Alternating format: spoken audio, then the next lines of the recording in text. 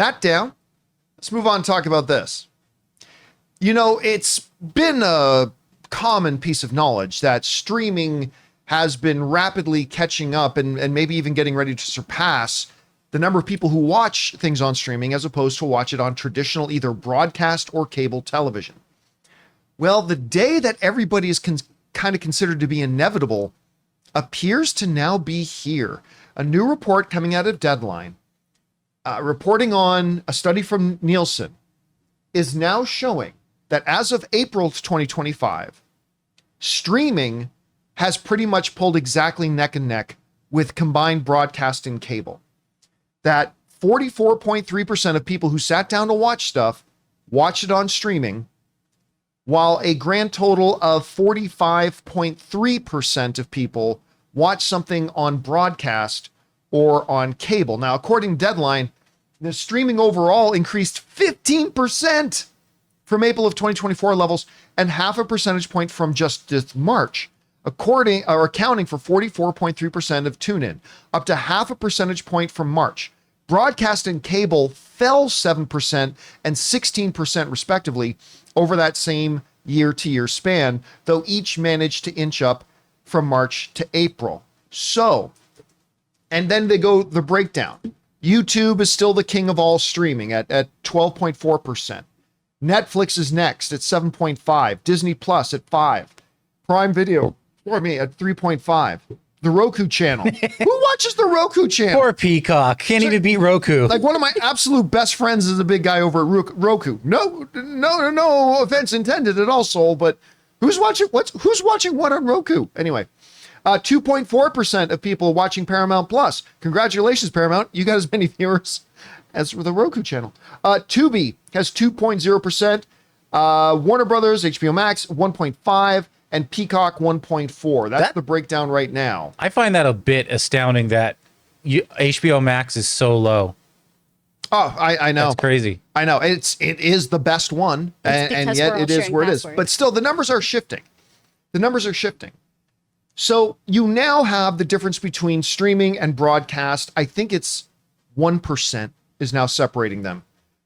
I mean, honestly, by next month, it's going to pass it, right? It passes it. Now, the reason I don't think this is a bigger story than a lot of people are making it out to be is because for a couple of years now, I think everybody has just assumed this day was inevitable, like Thanos. The only question was, how fast would streaming overtake traditional television markets?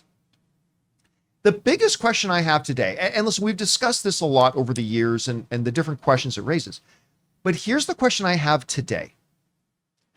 When you listen to online discussions like here on the John Campea Show or whatnot, all television discussions seem to be about streaming shows. We talk about Andor. We talk about House of the Dragon. A little later today, we're going to be talking about Lanterns. We're talking about Last of Us. We're talking about, they're all streaming shows, right? There's not a lot of discussion going on. Man, I don't even know what the big cable shows are. It's mainly procedurals, and honestly, it's mainly reality TV. Yeah, a lot of people aren't talking about Chicago PD. Love Hotel and whatever. Although I still watch Chicago PD. I do. I like Chicago PD. Well, whatever. But I mean, nobody's talking about all these things. So here's the question I have now: the death of broadcasting cable is inevitable. It's coming, and the change is happening exponentially fast. The change from this year to next year is going to be greater than the change from this year to last year. Yeah.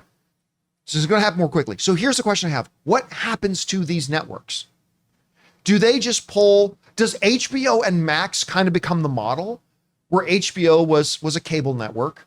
Still is, but it is synonymous with Max. It is now HBO Max, and they're kind of unified. Will CBS just become synonymous with Paramount Plus? Will NBC just become synonymous with Peacock? Mm-hmm. Will eventually, maybe within the next 36 months, that these networks per se kind of disappear and they just merge in with their streaming counterparts. I mean, I don't know. I don't have a crystal ball, but the change is happening. The decline is happening quicker and quicker.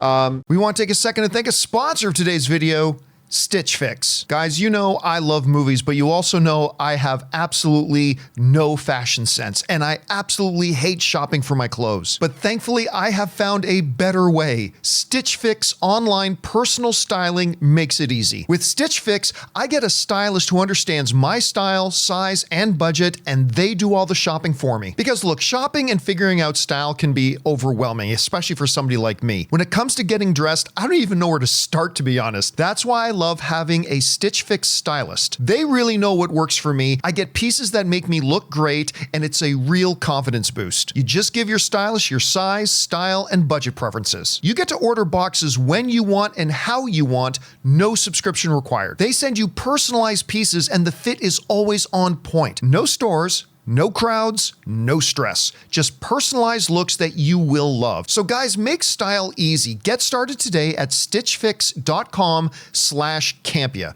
That's stitchfix.com/Campea. So anyway, Rob, you see this. When you look at these numbers, what is jumping out to you the most? And to my question, what do you think ultimately happens with all these legacy television networks like CBS, ABC, NBC? What do you think happens to them? Well, the numbers don't surprise me at all. I mean, our world is moving over to streaming online, which, by the way, didn't exist 25 years ago, not the way it exists now. So it's new technology. It's the evolution of, it was inevitable that we're going to move in this direction. However, the one thing about network TV is the entire business model is different in the sense that network TV existed on a sponsorship level. Read my mind. Advertisers bought ad time between the shows, and that's what paid for the shows. All the way back to the dawn of TV. You know, your show of shows is brought to you by Chesterfields, the cigarettes you want to smoke. You know, that's the way it was.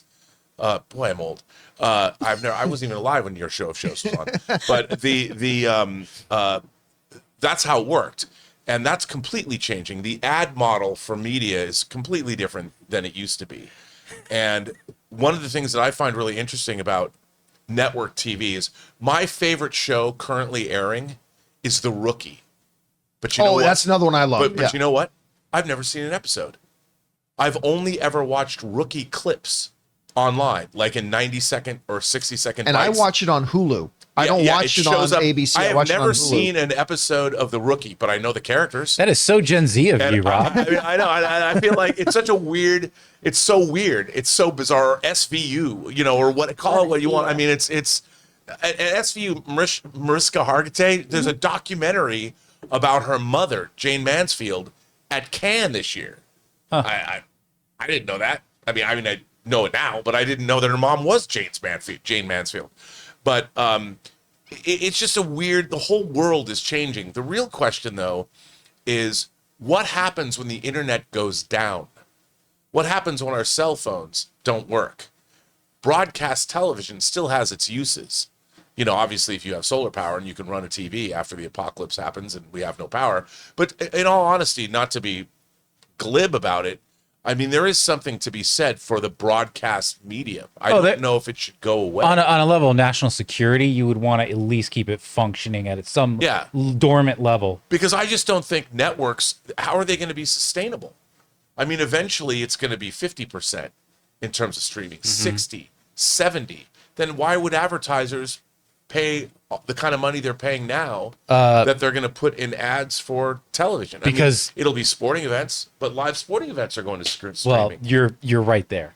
There will be no more ad-free Max, this, that. There's too many billions of dollars in marketing budgets that if it can't go there, it's gonna go somewhere.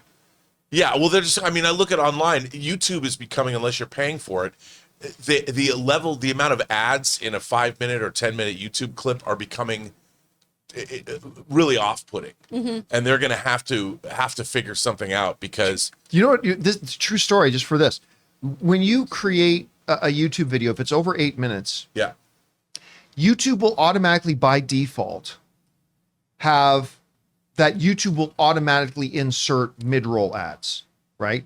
You have to manually go in with each video and click, I will select the mid-roll points myself. Times that we have forgotten to do that, I've had people write in for like, we've had like a 12-minute video up and like YouTube inserted 7 mid-roll ads. It's a lot. And I'm like, oh my God. And like, we had to turn that off. And it was crazy. On my live streams, when I go back and I put ads every 10 minutes. That's it. No one knows this, but that's what I go do because, dude, if I forget, like if we do a 3-hour Let's Get Physical media show, It'll be every 2 to 3 minutes. They'll put in, there's like 50 ads and it's horrifying. Luckily, you can just go on the garbage can. Yeah. We used to have like YouTube mid-rolls. We changed a while ago to take them all out. Like we have our own sponsor, so we'll have one sponsor play. On the weeks that we have 2, we'll have over the course of a 2-hour show, we'll have 2 commercial breaks. Right. But we just took out all the YouTube mid-roll stuff. Like YouTube will play an ad at the beginning. I think they still play an ad at the end. But we've just a year or 2 ago, we decided we're just going to take out all the YouTube mid-roll. Like, you can't trust it because sometimes we would have a 10-minute video and it would put in 1 YouTube mid-roll ad. But then the next video, those 10 minutes, it literally would have a dozen ads play in. Or they put it in the middle of our sponsored in the middle red of ad. our sponsor. So it'll be like BetterHelp, and then like a YouTube ad, and then BetterHelp, and then Anyway, Chris, you're seeing these numbers. Do any of them surprise you? What jumps out to you the most? What's the future of broadcast cable compared to streaming? I mean, I'm not surprised by this at all because I don't know anyone who has cable.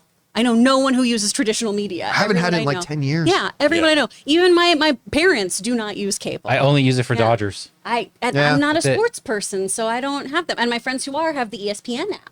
So I am not surprised by this at all. The things that come to mind that I get concerned more about are things like public broadcast. Yeah. You know, that kind of accessibility. And I think that's maybe why people gravitate towards things That's like getting Roku. canned anyway.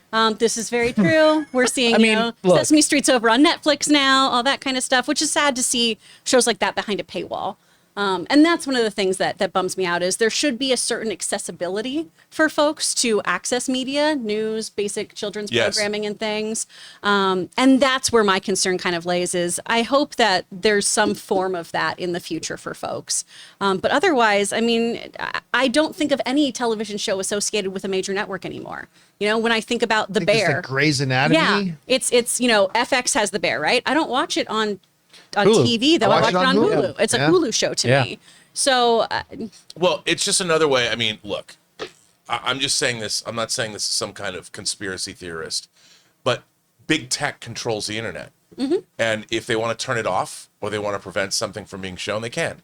Whereas broadcast, you can still have somebody in a boat off the coast, like a pirate broadcast station broadcasting whatever. And then you're going to have people with the ham radios to hear it. Well, that's true. It's a two-way street, right? Everybody needs to start getting solar-powered TVs that they can just take out in their backyard. I just did this I'm glad I had my fingers up and not this. But anyway, yeah. Well, but then you just did it. So. But I'll give you the meme. There's your footage for the meme. No. Happy 2000, y'all. 2,000 episodes. Wow. Here you go. Anyway, guys, the question is for you. What do you think about this? Apparently, the day we've all known was coming is basically here now. Streaming is surpassing now cable and broadcast. Do you expect, like we do, that the rapid change and shift over is just going to get even faster now? What happens to the traditional legacy networks? Whatever you guys think, jump down to the comment section below and let us know your thoughts. Hey guys, thanks so much for watching this video. Make sure you like the video, leave a comment, and subscribe to our channel. And don't forget, we have a daily podcast called the John Campea Show podcast, available on Apple Podcasts, Spotify, or your favorite podcasting app of choice. Go and subscribe to it today so it'll be there when you need it.